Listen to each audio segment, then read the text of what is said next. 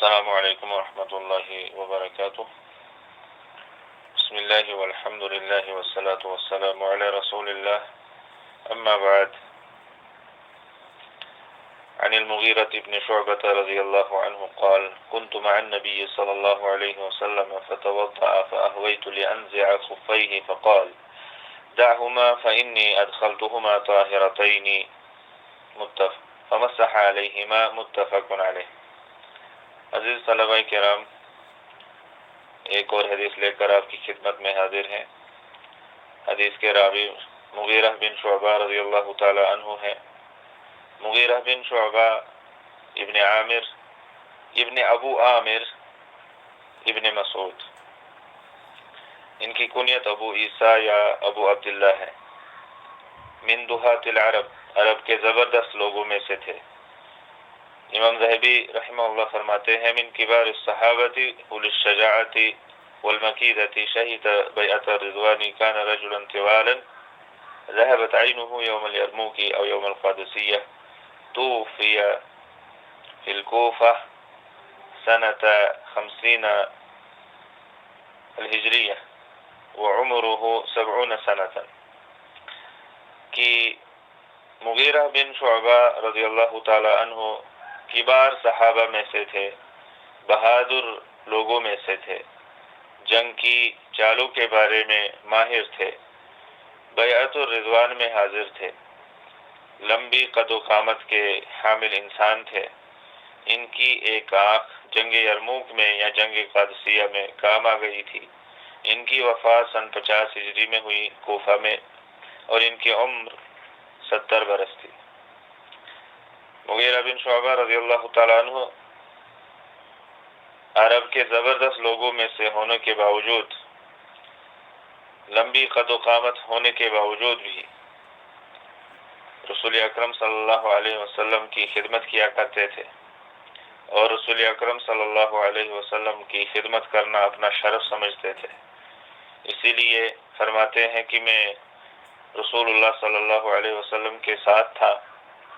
آپ صلی اللہ علیہ وسلم نے وضو فرمایا، میں جھکا تاکہ میں آپ کے پاؤں مبارک میں جو موزے ہیں ان کو نکالوں، ان کو اتاروں، تو آپ صلی اللہ علیہ وسلم نے فرمایا: دعہما، ان دونوں کو چھوڑ دے، فإنی ادخلتہما طاہرتین، پس بے شک میں نے دونوں پاؤں ان دونوں موضوع میں پاک ہونے کی صورت میں داخل کیا ہے، یعنی وضو کرنے کے بعد میں نے یہ موزے پہنے ہیں۔ اب دوبارہ جب میں وضو کر رہا ہوں، اب مجھے موزے اتارنے کی ضرورت نہیں ہے۔ تو فمسح علیہما، مغیرہ بن شعبہ رضی اللہ تعالی عنہما فرماتے ہیں کہ ان پر آپ صلی اللہ علیہ وسلم نے مسح فرمایا۔ یہ حدیث امام بخاری نے اپنی صحیح میں اور امام مسلم نے اپنی صحیح میں لائی ہے، رحمہم اللہ تعالی۔ چند کلمات کا معنی: اہوا فلان، اس کا معنی ہوتا ہے مد یدہ ونزل بجسمہ الی اسفل، اس نے اپنا ہاتھ آگے کیا اور اپنا جسم اس نے نیچے کی طرف اتارا، یعنی جھکایا اپنے آپ کو اور ہاتھ آگے کیا تاکہ وہ کام جو وہ کرنا چاہتا ہے کرے۔ اس کا مضارع آتا ہے یہوی، اہوا یہوی۔ نزع فلان الشیء، فلاں نے چیز کو کھینچا، جذبہ، یعنی کھینچا، یا اخذہ، اس کو لیا۔ نزع الخف، خلعہ، جب ہم کہتے ہیں نزع الخف خلعہ، اس کو اتارا، یعنی اس موزے کو اتارا۔ خف موزہ ہوتا ہے۔ المضارع ینزع، اس کا مضارع ینزع آتا ہے، والمصدر نزع، اور اس کا مصدر نزع آتا ہے، اتارنا۔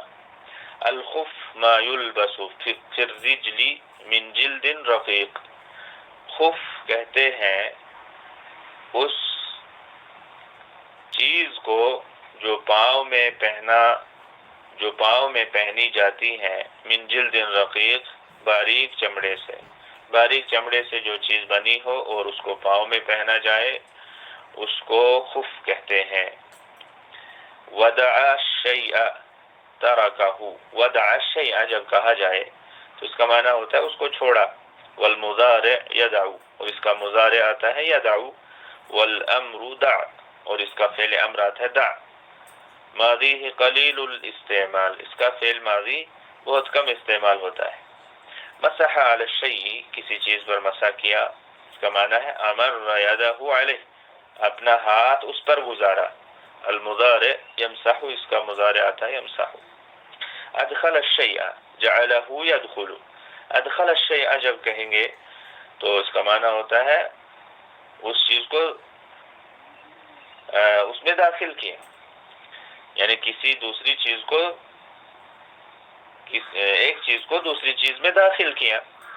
هذه الحمزة للتعدیہ، اس کو حمزہ تعدیہ کہتے ہیں، یہ حمزہ تعدیہ کے لیے آیا ہے، اور اس کو حمزہ متعدی کا کہا جاتا ہے، وہ حمزہ جو متعدی فعل کو متعدی بنانے کے لیے استعمال ہوتا ہے۔ نقول، ہم کہتے ہیں دخل حامد الفصل، حامد کلاس میں داخل ہوا۔ ادخل المراقب حامدا الفصل، مراقب نے، نگران نے حامد کو کلاس میں داخل کیا۔ تو پہلے دخلا تھا، داخل ہوا، ادخل داخل کیا، ایسے ہی ادخل الشیء چیز کو داخل کیا، یعنی اس چیز کو کسی دوسری چیز میں داخل کیا۔ ہم کہتے ہیں بکى الطفل، بچے نے رویا۔ من ابکى الطفل، بچے کو کس نے رلایا؟ نزل المریض من السیارة، بیمار گاڑی سے اترا۔ انزلت المریض من السیارة، میں نے بیمار کو گاڑی سے اتارا۔ تو یہ الفاظ معنی تھے۔ آئیے اب اس حدیث کے اندر جو مسائل ہیں ان کو دیکھتے ہیں۔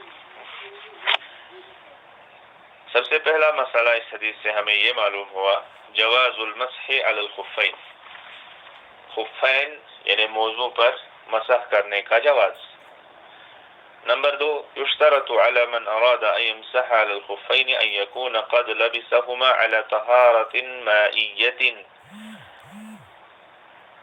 شرط ہے اس انسان کے لیے جو موضوع پر مسح کرنا چاہتا ہے کہ اس نے دونوں موضوع کو پانی سے حاصل کی گئی طہارت کے بعد پہنا ہو، اپنے دونوں موضوع کو پانی سے وضو کرنے کے بعد پہنا ہو۔ اس کے بعد جب دوبارہ وہ وضو کرتا ہے اس وقت اس کو موزے اتارنے کی ضرورت نہیں ہے، اس وقت وہ موضوع کے اوپر مسح کر سکتا ہے۔ نمبر 3، جواز خدمت اصحاب الفضل، اصحاب الفضل علماء اور جو ہمارے بڑے ہوتے ہیں ان کی خدمت کرنے کا جواز اس حدیث سے معلوم ہوتا ہے۔ وہ اصحاب الحقوق علینا، اور وہ جن کے حقوق ہمارے اوپر ہیں ان کی خدمت کرنا، مثل العلماء والابوین، جیسے علماء کرام ہے اور ماں باپ ہے۔ آخر میں ایک فائدہ اسی حدیث کے ساتھ میں بیان کرنے جا رہا ہوں، وہ ہے ورد فی السنة التوقیت للمسح علی الخفین، سنت میں موضوع پر مسح کرنے کے وقت کی تعین بھی وارد ہوئی ہے۔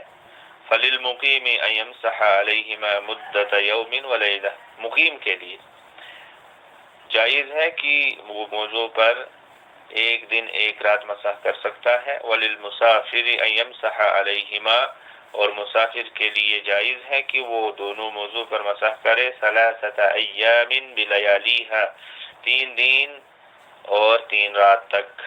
والمسح علی الخفین جائز فی الوضوء، اور موضوع پر مسح کرنا وضو میں جائز ہے۔ اما فی الغسل من الجنابۃ، رہا غسل جنابت یا جب بھی انسان غسل کرنا چاہے، فلا يجوز المسح بل يجب نزعهما وغسل الرجلین، تو ایسے میں موضوع پر مسح کرنا جائز نہیں ہوگا بلکہ ان کو اتارنا واجب ہوگا اور دونوں پاؤں کو دھونا واجب ہوگا۔ اور الحکمت من المسح علی الخفین التیسیر والتسہیل علی الناس، موضوع پر مسح کرنے میں حکمت لوگوں کے لیے آسانی اور سہولت پیدا کرنا ہے۔ اور اس کے ساتھ ساتھ یہ بھی بتا دوں کہ جیسے موضوع پر مسح کرنا جائز ہے، اسی طرح سے جوربین پر، یعنی جو سوت کے یا دوسری کسی چیز کے جو موزے بنے ہوتے ہیں، جراب بنے ہوتے ہیں، ان پر مسح کرنا بھی جائز ہے۔ اس کے بھی دلائل موجود ہیں۔ یہاں پر میں اس مختصر سے درس میں اس تفصیل میں نہیں جاؤں گا۔ اور آخری بات یہ بتا دوں کہ کچھ ایسے لوگ بھی ہیں جو موضوع پر مسح کرنے کا انکار کرتے ہیں، لیکن اہل سنت والجماعت کے عقیدے میں یہ بات داخل ہے کہ موضوع پر مسح کرنا ان کے اصول میں سے ہے، اور موضوع پر مسح کرنا سنت ہے، اور موضوع پر مسح کرنا جائز ہے۔ اسی پر اختتام کرتے ہیں۔ اللہ تعالی سمجھنے اور عمل کرنے کی توفیق عطا فرمائے۔ والسلام علیکم ورحمۃ اللہ وبرکاتہ۔